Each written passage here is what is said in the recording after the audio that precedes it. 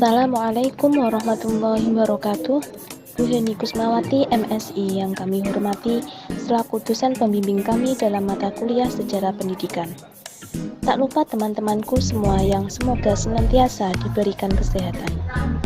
Sebelumnya, izinkan kami untuk memperkenalkan diri saya atas nama Siti Marfuatun Nikmah dan teman saya Hani Utmainah dari kelompok 5 akan mencoba mempresentasikan materi dengan judul Perkembangan Pendidikan Indonesia setelah tahun 65 sampai runtuhnya Orde Baru.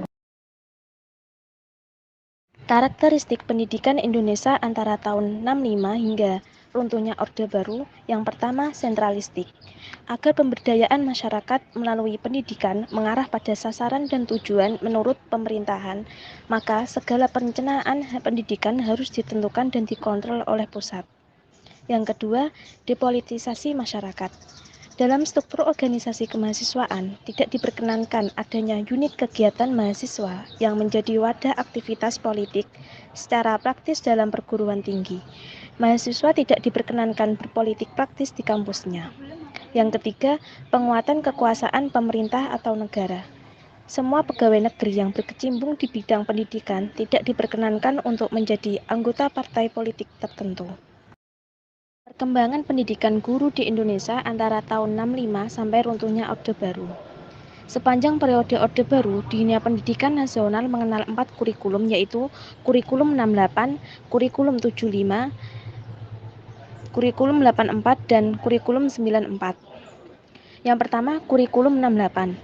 Mereka diharapkan menjadi tenaga yang terampil, berbudi luhur, serta berpedoman kepada agama dan nilai-nilai Pancasila. Yang kedua, kurikulum 75.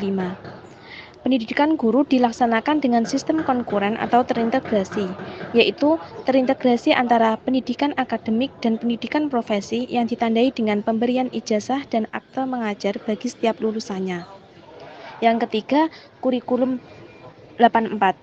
Pendidikan guru masih sama dengan kurikulum 75, yaitu dilaksanakan dengan sistem konkuren atau terintegrasi, yaitu terintegrasi antara pendidikan akademik dan pendidikan profesi yang ditandai dengan pemberian ijazah dan akta mengajar bagi setiap lulusannya.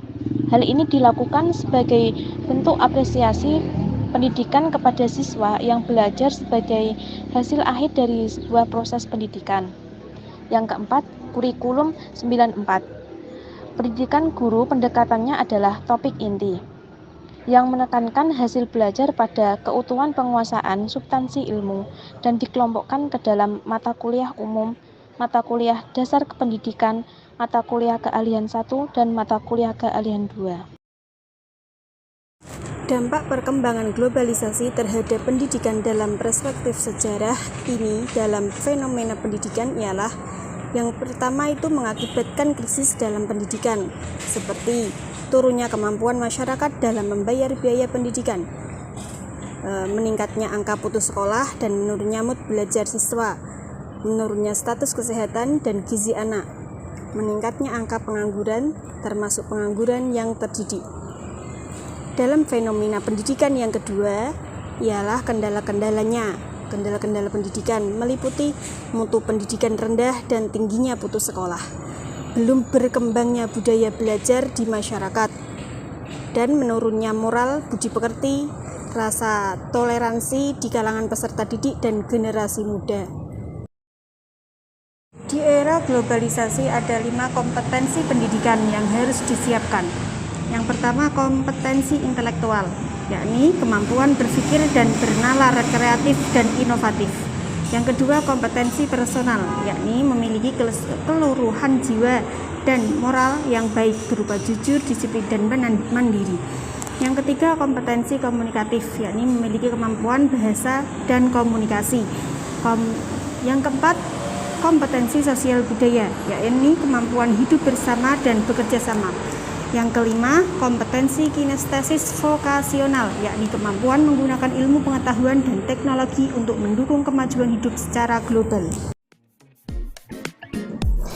Cukup sekian, hanya itu yang bisa kami sampaikan. Kurang lebihnya mohon maaf. Wassalamualaikum warahmatullahi wabarakatuh.